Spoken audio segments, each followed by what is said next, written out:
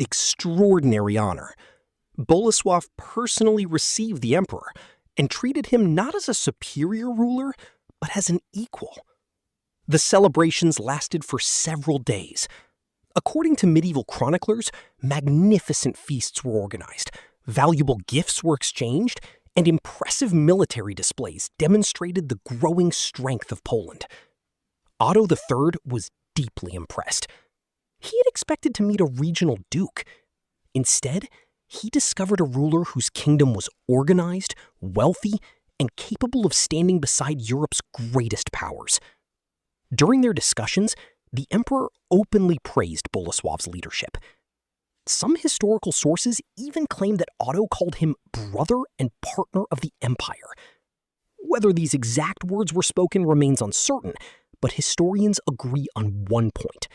The meeting dramatically increased Poland's international prestige. One of the most important results of the Congress of Gniezno was the creation of an... The year was 1000 AD. For most rulers of medieval Europe, receiving a visit from the Holy Roman Emperor was almost unimaginable. Emperors rarely traveled long distances unless there was an important political reason.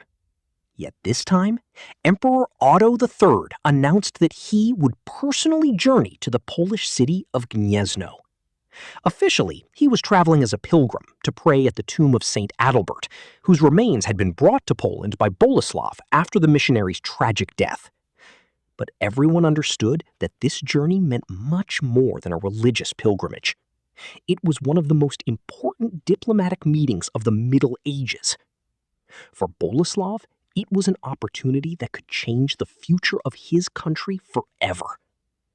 Months before the emperor's arrival, preparations began throughout the kingdom. Roads were repaired, castles were decorated, churches were prepared for ceremonies, and noble families gathered in Gniezno to welcome one of the most powerful men in Europe. When Otto III finally entered the city, It would change Poland's position forever. But before that historic meeting could take place, Bolesław continued strengthening his kingdom. He expanded trade routes. He improved relations with neighboring states. He rewarded loyal nobles while keeping ambitious rivals under control. Every year, Poland became richer, stronger, and more influential. Foreign merchants arrived with valuable goods. Blacksmiths forged better weapons. New churches and settlements appeared across the kingdom. The young Polish state was transforming into a respected European power. Yet Bolesław knew that true greatness required more than military success or economic growth. He wanted international recognition. He wanted Europe to see Poland not as a distant frontier, but as an equal among kingdoms. Soon, fate would give him that opportunity. In the year 1000, Emperor Otto III announced that he would personally travel to Gniezno to visit the tomb of Saint Adalbert. No emperor had ever made such a journey to Poland. For Bolesław, this was far more than a religious pilgrimage. It was the chance of a lifetime. The meeting that followed would become one of the defining moments of Polish history and bring Bolesław one step closer to achieving his greatest dream, a royal crown. It was also a brilliant political decision. Adalbert was soon recognized as a saint, and his tomb became one of the most important pilgrimage sites in Central Europe. As thousands of pilgrims traveled to Gniezno, Poland's religious importance grew rapidly. Bolesław understood something many rulers failed to realize. Military victories could win battles, but religious prestige could win the respect of an entire continent. His decision would soon attract the attention of the most powerful ruler in Europe, the Holy Roman Emperor, Otto III. Otto was young, intelligent, and dreamed of creating a united Christian Europe based on cooperation rather than endless war. Unlike many emperors before him, Otto saw Bolesław not as an enemy, but as a valuable ally. The meeting between these two remarkable leaders would become one of the most important diplomatic events of the Middle Ages. As his victories increased, so did his reputation. Across Europe, rulers began hearing the name of the ambitious Duke of Poland. Some admired him, others feared him. Meanwhile, Boleslav was building relationships with important religious leaders. During the Middle Ages, religion and politics were deeply connected. A ruler who enjoyed the support of the church gained greater legitimacy in the eyes of both his people and foreign powers. One event would soon strengthen this relationship forever. In 997, a missionary bishop named Adalbert of Prague traveled to pagan Prussia to spread Christianity. His mission ended in tragedy when he was killed by local tribes. When news of his death reached Poland, Boleslav immediately recognized the importance of the moment. According to historical accounts, he purchased Adalbert's body from the Prussians and brought it back with great honor. The bishop was buried in the city of Gniezno. This act was more than an expression of respect. Diplomacy and military force. Sometimes he negotiated, sometimes he fought, and sometimes he did both at the same time. One of his earliest campaigns was directed toward neighboring territories whose rulers threatened Polish interests. These conflicts were not fought simply for conquest. They were battles for security, influence, and the future of the kingdom. Boleslav proved himself to be an exceptional military commander. He understood that victory did not always belong to the largest army. Careful planning, knowledge of the terrain, and the ability to surprise the enemy often mattered far more than numbers alone. Within a short time, he removed his rivals from power. His stepmother and her sons were forced to leave Poland, and Boleslav became the sole ruler of the country. It was a bold and controversial decision, but it prevented years of internal conflict. With the throne finally secure, he turned his attention towards strengthening the state. Unlike many rulers who focused only on warfare, Boleslav understood that true power required organization. He improved the administration of the kingdom, strengthened the military, and supported the church, which played a central role in medieval politics. His army became one of the strongest in Central Europe. Boleslav invested heavily in well-trained warriors, fortified settlements, and defensive strongholds. His soldiers were known for their discipline and courage, while neighboring rulers began to recognize Poland as a growing military power. But Boleslav's ambitions extended far beyond defending his borders. He believed that Poland deserved respect among the greatest kingdoms of Europe. To achieve this, he used both. When Mieszko I died in the year 992, the future of Poland suddenly became uncertain. Across medieval Europe, the death of a ruler often led to civil wars, betrayals, and the collapse of entire kingdoms. Powerful nobles fought for influence, ambitious relatives claimed the throne, and neighboring countries waited for the perfect opportunity to invade. Many believed Poland would suffer the same fate.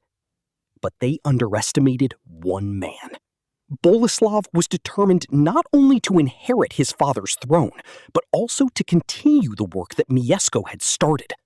However, before he could think about expanding his kingdom, he first had to secure his own power. According to his father's wishes, Boleslav was expected to share authority with members of his family, including his stepmother, Oda of Haldensleben, and her sons. Such arrangements were common in medieval Europe, but they often created dangerous rivalries. Boleslav understood that a divided kingdom could never become a strong kingdom. He acted quickly. Mieszko I died. The founder of the Polish state was gone. Now, the future of the young nation depended entirely on one man, Bolesław. Many believed that after Mieszko's death, the fragile state would collapse into internal conflict.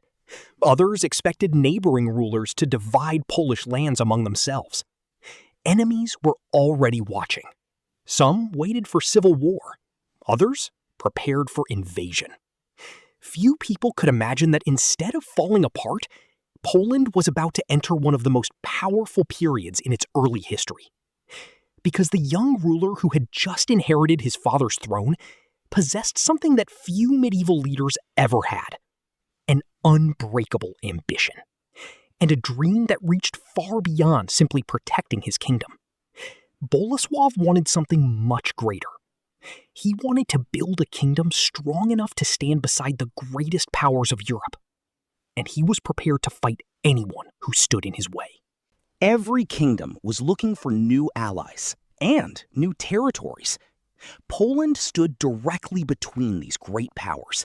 One wrong decision could destroy the young nation before it had the chance to become truly independent. Mieszko I understood this danger. Throughout his reign, he worked tirelessly to strengthen his country, expand its borders, and prepare his son for the enormous responsibility that awaited him. For Boleslav, childhood was not filled with luxury and celebration. It was a constant lesson in leadership. He watched armies prepare for campaigns. He listened to negotiations between rulers. He saw victories that brought new lands. He also witnessed losses that reminded everyone how fragile power could be. These experiences shaped his character. By the time he reached adulthood, Boleslav was no longer simply the son of Poland's ruler. He had become a skilled warrior, an intelligent politician, and a man ready to continue his father's mission. But fate would soon place an even greater burden upon his shoulders. In 992, As he grew older, one thing became obvious. Boleslav possessed an extraordinary personality. He was fearless. He was determined. He was ambitious. Unlike rulers who preferred peace at any cost, Boleslav believed that a strong nation had to be respected, and if necessary, feared. Yet courage alone was never enough. He also understood the value of diplomacy. This balance between military strength and political intelligence would later become the secret behind many of his greatest achievements. When Boleslav was still young, Europe itself was changing rapidly. To the west stood the mighty Holy Roman Empire, ruled by powerful emperors who hoped to expand their influence across Central Europe. To the south, the Kingdom of Bohemia competed for regional dominance. In the east, Kievan Rus was growing into another powerful state. The decision was much more than a religious ceremony. At that time, Christianity was closely connected with politics. By accepting the Christian faith, Mieszko strengthened relations with powerful European kingdoms and reduced the risk of military attacks justified by religion. Young Boleslav grew up watching these enormous political changes. Unlike many children, he spent his early years inside the ruler's court, where every day brought new visitors, diplomats, merchants, bishops, and military commanders. From them, he learned that a ruler needed much more than courage. He needed wisdom. He needed patience. And above all, he needed the ability to make difficult decisions. His education was far different from that of ordinary children. He learned military strategy, diplomacy, politics, leadership, and religion. He observed how alliances were formed, how negotiations prevented wars, and how sometimes a single decision could change the destiny of an entire nation. Even today, more than 1,000 years later, he is remembered as one of the greatest leaders in Polish history. But every great king begins life as an ordinary child. Bolesław was born around the year 967. Although historians still debate the exact date of his birth, there is no doubt that he grew up during one of the most important periods in Polish history. His father was Mieszko I, the first historical ruler of Poland, and the man who united many Slavic tribes under one government. Before Mieszko, the lands that would become Poland were divided among different tribal groups, each protecting its own territory. Instead of remaining divided, Mieszko dreamed of creating a strong and united state. This dream completely changed the future of Central Europe. One of Mieszko's most important decisions came in 966, when he accepted Christianity. This event, known today as the Baptism of Poland, became one of the turning points in Polish history. More than 1,000 years ago, Europe looked completely different from the world we know today. Powerful kingdoms were constantly fighting for land, influence, and survival. Large empires dominated the continent, while many smaller tribes struggled to protect their independence. In the middle of this changing world, a new nation was slowly beginning to emerge. That nation would eventually become Poland. And at the center of this remarkable story stood one extraordinary man, a ruler whose courage, intelligence, and ambition would forever change the future of his people. His name was Bolesław I Chrobry, known to history as Bolesław the Brave. He was not simply another medieval ruler. He became the first crowned king of Poland, transformed a young duchy into one of Europe's rising powers, defeated powerful enemies, negotiated with emperors, and laid the foundation for the Polish kingdom that would survive for centuries. Inspire Poland more than a millennium later. This was the incredible story of Bolesław I Chrobry, the first king of Poland, the founder of Polish royal power, and one of the greatest rulers in European medieval history. Thank you for watching. History remembers those who changed the course of nations, and Bolesław unquestionably did. He inherited a young and vulnerable state. He left behind a recognized kingdom. He united his people. He defended their independence. He earned respect from emperors and fear from enemies. Above all, he gave Poland something priceless, a place on the political map of medieval Europe. More than 1,000 years have passed since his reign. Empires have risen and fallen. Borders have changed countless times. Kings have come and gone. Yet the name Bolesław I Chrobry has never disappeared from Polish history. His story reminds us that great nations are not built in a single generation. They are built by leaders who dare to dream beyond their own lifetime, by men willing to make difficult decisions, by people who refuse to surrender when the future seems uncertain. Bolesław the Brave was one of those leaders. His courage shaped a nation. His vision created a kingdom. And his legacy continues to inspire. Modern historians often describe him as one of the architects of the Polish nation. Without his leadership, Poland's development could have followed a very different path. Even today, more than 1,000 years later, his legacy remains visible across Poland. His image appears in history books, museums, paintings, monuments, and educational institutions. Statues of Bolesław stand proudly in several Polish cities, reminding future generations of the man who became the country's first king. Schoolchildren continue learning about his victories. Historians continue studying his diplomacy. Visitors continue traveling to Gniezno, where one of the most important chapters of Polish history began. Of course, like every medieval ruler, Bolesław was not a perfect man. Some of his decisions were harsh. His wars caused suffering. His methods could be ruthless. But history rarely remembers leaders because they were perfect. Kingdom. His son, Mieszko II Lambert, inherited the throne and continued the Piast dynasty. Although the years after Bolesław's death brought new challenges, the foundations he had built remained strong. His military reforms strengthened the Polish army. His diplomatic achievements earned international recognition. His support for the church reinforced Poland's independence. And his coronation established the tradition of the Polish monarchy. For these reasons, history remembers him as Bolesław Chrobry. The Polish word Chrobry means the brave. It was not simply a nickname. It was a title earned through courage, determination, and leadership. Throughout his reign, Bolesław demonstrated qualities that defined a great ruler. He was fearless in battle. He was patient in diplomacy. He understood that true power required more than armies.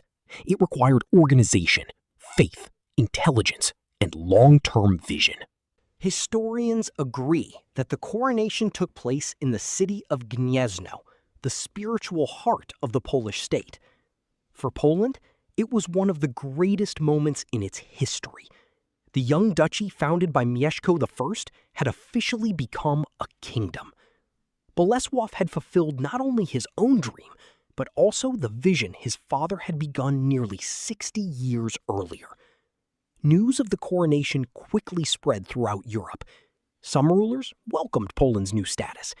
Others viewed the growing kingdom with concern. But no one could deny the truth. Poland had become one of the major powers of Central Europe. Unfortunately, Bolesław had very little time to enjoy the achievement he had spent his entire life pursuing. Only a few months after his coronation, on June 17, 1025, King Bolesław I Chrobry died. He was around 58 years old. His death marked the end of one of the most remarkable reigns in medieval Europe. Across the kingdom, people mourned the ruler who had transformed their country from a young state into a respected. The year was 1025. For more than 30 years, Bolesław had ruled Poland with the authority of a king. He had defeated powerful enemies, expanded his kingdom, strengthened the church, negotiated with emperors, and earned the respect of rulers across Europe. Yet one important symbol was still missing: the royal crown. For medieval rulers, a crown was much more than a beautiful piece of gold.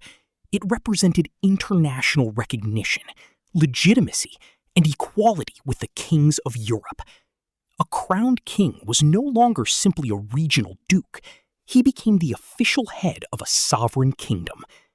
For decades, political circumstances had prevented Bolesław from achieving this goal. But now, everything had changed. The emperors who had opposed his ambitions were gone. Poland had become stronger than ever before, and Bolesław knew that the moment had finally arrived. In the spring of 1025, after years of preparation and decades of struggle, Bolesław was crowned the first king of Poland. The exact details of the ceremony remain uncertain because medieval records are incomplete, but historians Of a king. He commanded the armies of a king. Foreign rulers treated him with the respect given to a king. But officially, he was still only a duke. There was one final symbol of authority he had never received: the royal crown. After decades of warfare, diplomacy, and political victories, the moment he had waited for his entire life was finally approaching. The year 1025 would forever change Polish history, because that was the year when Bolesław the Brave would achieve the dream that had guided his entire life. He would become the first king of Poland. Leading a powerful army, he marched east toward Kiev. After several successful battles, Polish forces entered the city. According to medieval chronicles, Bolesław entered Kiev in triumph, demonstrating the enormous military strength Poland had achieved under his leadership. Although Polish control over Kiev was temporary, the campaign became a symbol of Bolesław's ambition and military skill. At the same time, he continued defending Poland's western borders against imperial forces. Years of warfare exhausted both kingdoms.